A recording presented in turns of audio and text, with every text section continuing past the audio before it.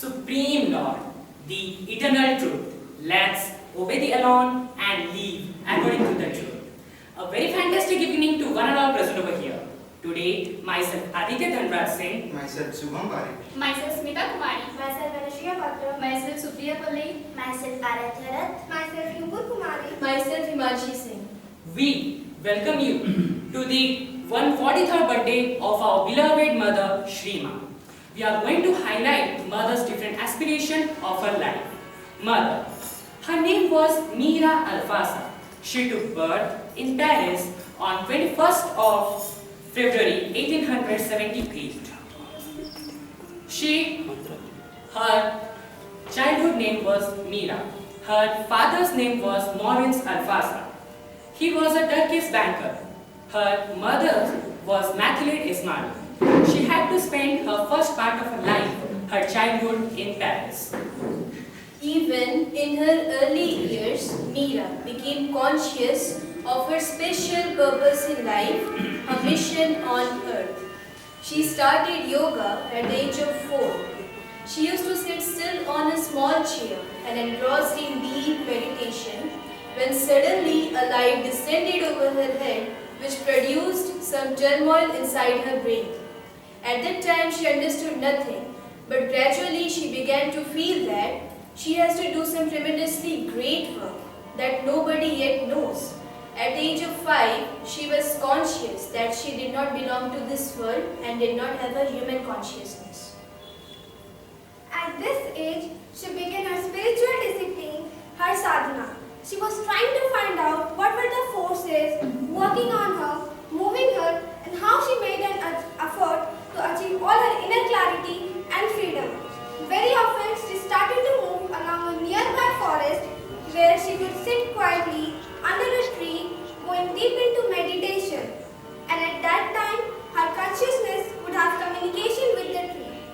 Between the age of 11 and 13, a series of psychic and spiritual experiences revealed her not only about the existence of God, but a man's possibility of uniting with Him. Realizing Him and manifesting Him upon the earth is a really life divine. When mother was about 13 years of age, for nearly a year every night as soon as she had gone to sleep, it seemed to her that she went out of her body and rose straight up above the house, then high above the city and higher. Then she used to see herself clad in a magnificent golden robe, which was much longer than herself. And as she rose higher, the robe would stretch, spreading out in a circle, forming a kind of an immense roof over the city. Then she would see men, women, the children, the poor, the unfortunate coming out from every other side, begging for help, telling of their miseries, their hardships, their sufferings, and gathering under the outspreading robe. And in reply, the robe, which was as supple and alive, would extend towards each one of them, offering them comfort and healing. And then they returned back to their bodies much happier and stronger than they had been before. Now I would like to call my friend Shubham to highlight Mother as an occultist. Our Divine Mother was a great occultist. From a very childhood, she had a natural tendency towards occult knowledge. According to her, occult knowledge without spiritual discipline is a dangerous instrument for the one who uses it for others if it falls into impure hands. Spiritual knowledge without occult science lacks precision, and certainly in its objective result, it is all powerful only in the subjective world. The two, when combined in inner or outer action, are irresistible and are the fit instrument for the manifestation of the supramental power. The mother once had an experience in Paris which illustrates how powerful the inner protective wall can be if spiritual discipline is combined with occult knowledge. Once, when she was walking and crossing a dangerous intersection while being absorbed in a deep inner concentration, she suddenly received a kind of blow and jumped back instinctively. The next moment, a tram passed by. It was a tram that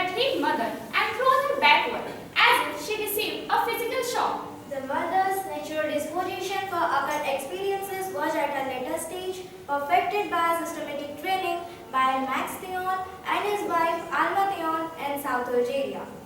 She spent 2 years in Lemson and devoted herself intensively in her occult studies. There, she had a great number of occult experiences, of which only a small fraction have been recorded. Once, when around noon she was meditating under an olive tree, she suddenly felt uneasy and opened her eyes. She saw a hissing cobra with expanded wood just a few cubits standing in front of her. It was a naga whose poison kills instantly. The mother realized that probably she was blocking cobra's retreat in the tree. She concentrated with all her willpower and looked at the snake constantly. After a while, the snake yelled it, turned round and jumped into a pond. When mother left Lenson after the completion of her training, Max Theon accompanied her on the journey. On the Mediterranean Ocean, their ship got into a heavy storm, and there was an apprehension of a catastrophe.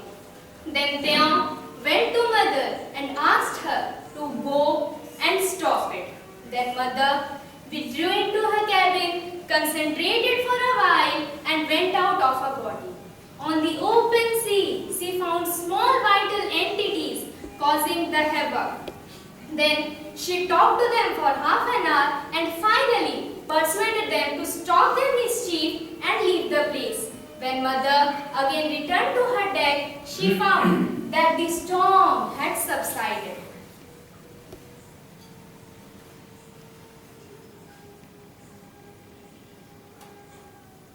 A dream. What is a dream? A dream is not that we see while sleeping. A dream is that never let us sleep. The dream about which I am going to discuss is not a dream of the divine. It's not the dream of an ordinary person or not a dream of a human being like us. It's the dream of the divine mother. She had a dream that there should be some places over the earth where no nation could claim as its own, and all the people with goodwill and sincere aspiration could live freely as the citizen of the whole world and will follow the single authority, that's the supreme law, the supreme truth. All the fighting instincts of the people will be exclusively used to conquer the causes of sufferings and miseries, to surmount over the weakness and ignorance, and to triumph over the limitations and incapabilities. A place where the need for spirit and concern for progress would take precedence over the satisfaction of desire and passion, a search for pleasure and maternal enjoyment. In this place, children will be grow and develop integrally without losing their souls. Education is given not to passing examinations or obtaining certificates and posts, but to enrich existing faculties and to bring forth new ones. In this place, titles and positions would be replaced by opportunities to serve and organize the bodily needs of each one would be equally provided for intellectual, moral and spiritual superiority would be in a general organization not by an increase in powers and pleasures but in an increase of duties and responsibilities. Beauty in all its artistic forms, paintings, music, sculpture and literature would be equally accessible to all. The ability to share in the joy it brings would be limited only by the capacities of each one and not by their social and financial position. For this ideal place, money would no longer be the sovereign lord. Individual worth would have far greater importance than that of material wealth and social standing. Their work would not be a way to earn one's living, but a way to express oneself and to develop one's capacities and possibilities, while being of service to the community as a whole, which for its own part would provide each individual subsistence and sphere of action. In short, it would be a place where human relationships, which are normally based on competition and strife, would be replaced by relationships of emulation, ending well of collaboration and real brotherhood. But the earth is certainly not ready to realize such an ideal, for mankind does not yet possess sufficient knowledge to understand or to adopt it, and nor does it have the conscious force which is indispensable in order to execute it. That's why Mother calls it a dream. And yet, this dream is in course of becoming a reality. That's what we are striving for in Sri Aurobindo's ashram, on a small scale in proportion to our limited means. The realization is certainly far from being perfect, but it's progressive. And yet, as we are seeing that we are advancing towards our goal on a small scale by little steps, we hope that one day we may be able to present to the world as a practical and an effective way to emerge from the present chaos and to be born into a new life that is more harmonious and true. It's not just a dream, it's an aspiration for the whole world, which is going to be fulfilled soon. On this very special occasion of our beloved Mother's birthday, let us come together and pray sincerely before her for the fulfillment of this dream as soon as possible. Mother Durga, we are thy children, through thy grace, by thy influence. We may become fit for the great work, for the great ideal. Mother, destroy our smallness, our selfishness, our fear. Mother Durga, India lies low in selfishness and in fearfulness and in littleness. Make us great, make our efforts great, our hearts vast, make us true to our resolve. May we no longer desire the small, void of energy, given to laziness, and stricken with fear. Come, revealer of the hero power, we shall no longer cast thee away. May our entire life become a ceaseless worship of the Mother. All our lives a continuous service to the Mother, full of love, full of energy. This is our prayer, O Mother, descend upon earth, make thyself manifest in this land of India.